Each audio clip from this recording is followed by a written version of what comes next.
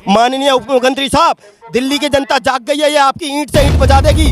आपको इस्तीफा देना पड़ेगा। आपने तो, मैं वार्ड नंबर 198 से आता हूँ। आपकी निगम पार्षदा, जो आप बड़ी बड़ी बातें करते थे, आपकी निगम पार्षदा रंगे हाथों पैसे लेते पकड़ गई सीबीआई द्वारा। दर्जा 10 सालों में मिला है और भारतीय जनता पार्टी की स्थापना 6 अप्रैल 1950 को हुई थी। 6 अप्रैल 1951 में, एक साल में, मात्र एक साल में भारतीय जनता पार्टी को राष्ट्रीय। तो आप मेरे को बताना चाहेंगे माननीय मुख्यमंत्री साहब, आपने जब शराब के ठेके खोले तो किस मेरी माता बहनों से, दिल्ली की माता बहनों से शराब के ठेके खोलते टाइम पूछा? नमस्कार दर्शकों, आप देख रहे हैं अलका टुडे न्यूज और मैं हूं आपके साथ गोविंद। इस वक्त मैं मौजूद हूं बीजेपी कार्यालय के बाहर और आप हमारे पीछे देख सकते हैं जो बीजेपी कार्यकर्ताओं का प्रदर्शन हो रहा है।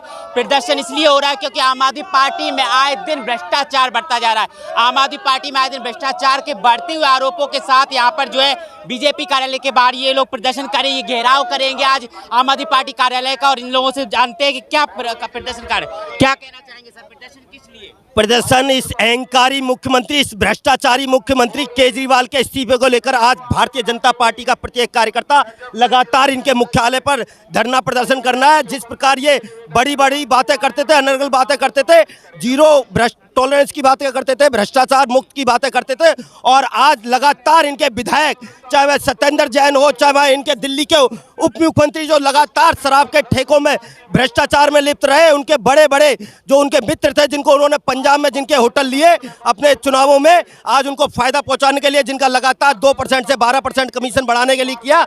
मैं मांग करूंगा केजरीवाल जी, आप इन सभी को सरगना हो, आपको भी इस्तीफा देना पड़ेगा, इस्तीफा देना पड़ेगा। पर वो तो कहते हैं कि हम ईमानदार कट्टरवादी पर जो है राजनीति लेके चल रहे थे कि आज नेशनल पार्टी बन गई। नहीं, आप कट्टर ईमानदार की छवि लेते थे और आपने दिल्ली में हजारों ठेके दे दिए, शराब के ठेके। आप ये तो कह के नहीं आते कि दिल्ली की गली गलियों में शराब के ठेके खोलेंगे। आपने कहा था कि जब आप शराब के ठेके खोलेंगे तो वहां पर महिलाओं से पूछेंगे, सर्वे कराएंगे, जब 70% महिलाएं राजी होंगी तब शराब के ठेके खोलेंगे। तो आप मेरे को बताना चाहेंगे माननीय मुख्यमंत्री साहब, आपने जब शराब के ठेके खोले तो किस मेरी माता बहनों से, दिल्ली की माता बहनों से शराब के ठेके खोलते टाइम पूछा? आपने किस माता बहनों से पूछा और किस नागरिक से पूछा जब आपने 2% से उनका 12% कमीशन कर दिया? जब आपने शराब की उम्र, पीने की उम्र 21 साल से 18 साल की किस युवा लोगों से पूछा? तो आपकी कथनी। और दिल्ली की जनता ही बोली थी कि बंद कर दें शराब नीति, तभी तो उन्होंने बंद। नहीं, दिल्ली की शराब नीति देखो, इसमें भी बड़ा भ्रष्टाचार है।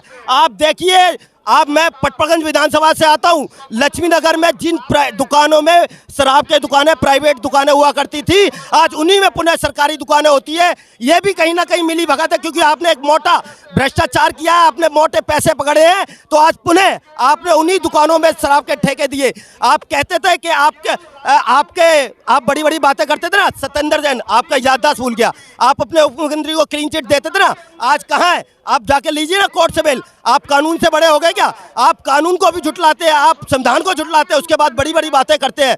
आपकी ये कथनी और करनी का अंतर। आप कहते थे ना आप यमुना नदी में डुबकी लगाएंगे, आज कहाँ है? आप देखिए यमुना नदी, माँ यमुना को इन्होंने एक नाला बना के रख दिया। तो इनकी कथनी और करनी में बड़ा विरोधाभास है। लेकिन मैं बताना चाहूँगा, जब किसी भी हमारे लोग होते हैं तो उनका जो मुखिया होता है, मुखिया की जवाबदेही उससे अधिक होती है। आप इन सबके मुखिया हो, इन सबके सरगना हो, कहीं ना कहीं आप इन सभी चीज़ों में लिप्त हो। जब मीटिंग होती थी तो मीटिंग में अगर चेयर को होस्ट करते थे तो केजरीवाल जी आप करते थे। इसलिए जितनी जवाब भ्रष्ट पार्टी है केजरीवाल की, तो फिर आखिर उन्हें जो है राष्ट्रीय दर्जा कैसे मिल गया? राष्ट्रीय दर्जा 10 सालों में मिला है और भारतीय जनता पार्टी की स्थापना 6 अप्रैल 1950 को हुई थी। 6 अप्रैल 1951 में, एक साल में, मात्र एक साल में भारतीय जनता पार्टी को राष्ट्रीय दर्जा हासिल हो गया था। तो ये कहना आपने भ्रमित किया पंजाब के लोगों को, लेकिन आज पंजाब में क्या स्थिति है? आज देखिए जाके, आपने लगातार वहाँ खालिस्तानियों को बढ़ाने का बढ़ावा दिया और आज पंजाब की स्थिति कहाँ जा रही है? तो आप ये कंपेयर मत कीजिए। आप 10 सालों में राष्ट्रीय पार्टी का दर्जा हासिल हुआ है, लेकिन 2-3 सालों में वो तमगा भी हटने वाला है आपका। आप दिल्ली छोड़कर भागने वाले हैं, वो तमगा आपका चला जाएगा। लेकिन ये भारतीय जनता पार्टी है जो मात्र एक साल में राष्ट्रीय पार्टी बनी, एक साल में। क्या लगता है कि ईडी सीबीआई की जिस तरीके से चर्चा चल रही थी कि बीजेपी जो है ईडी सीबीआई लगा रही है विपक्षियों पर, लेकिन जैसे ही ईडी सीबीआई हटती है बीजेपी जो है गिर जाएगी? नहीं, कोर्ट से बड़े हो गए क्या भारतीय जनता पार्टी? आप जाइए ना, आप बेल क्यों नहीं करा पा रहे मुख्यमंत्री साहब की?